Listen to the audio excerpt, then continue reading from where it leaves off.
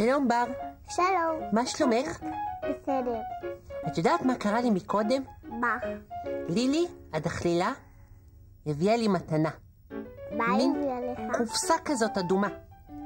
וחשבתי שזו קופה. אז ככה הקשבתי ושקשקתי ושמעתי שיש בפנים משהו וחשבתי שאלו מטבעות או משהו כזה. ואז פתאום פתחתי, ואת יודעת מה היה בפנים? מה? את יכולה לבדוק. עוד בבושקה. בבושקה? מה זה בבושקה? בבושקה זה הקופסה הזאת. ובתוכה יש עוד בבושקה? כן. אז את חושבת שגם בבבושקה הקטנה הזאת יש עוד בבושקה? כן. את יכולה לפתוח? כן. עוד אחת. וגם בתוכה יש עוד אחת? לא, זאת האחרונה. זה ממש מפתיע. אבל את לא מופתעת. כן, כי אני יודעת שהבבושקה הזאת היא יותר גדולה, ואחריה יש את הבבושקה הבינונית, ואחרי זה יש את היותר קטנה והכי קטנה.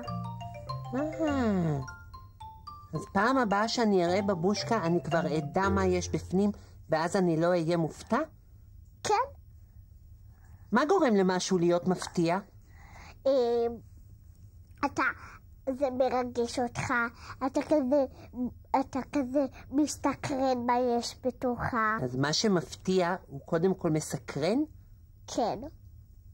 כי אתה לא יודע מה יש בו. את אוהבת שמפתיעים אותך? כן. אילו הפתעות את אוהבת? אני אוהבת מסיבת הפתעה שיש לי יום הולדת, או שמתחבאים לי שאני נכנסת, שמתחבאים נגיד מאחורי האפונה, ואז כשאני נכנסת מפתיעים אותי, עושים וואו, ואז זה מבהיל וזה מרגש. ויש הפתעות שהן לא נעימות? כן. כמו מה? אני אספר לך סיפור אמיתי, שלחברות שלי היה יום הולדת, והם לקחו אותי לפארק, והם רצו להיכנס לרכבת שנים, ואני הייתי עם ילדה שהיא בגיל שלי, בת 6.5.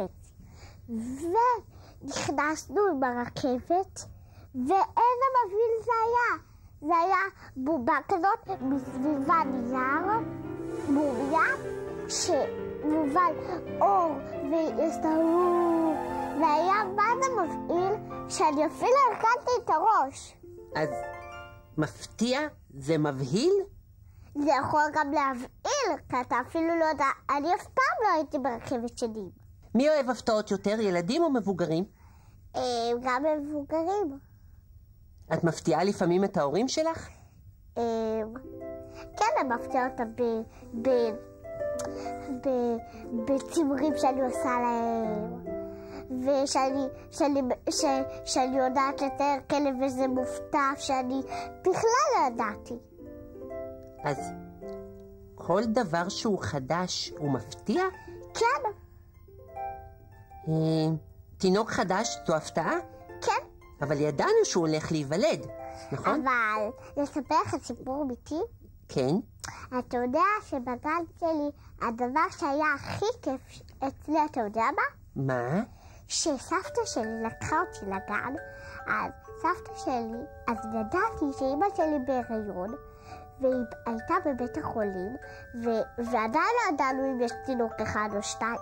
ואז כשאמא שלי ידעה, אז הלכתי לבית החולים עם חברה שלי גל, וראיתי שיצאו שתי תאומים. אתה יודע אם זה בן או בת?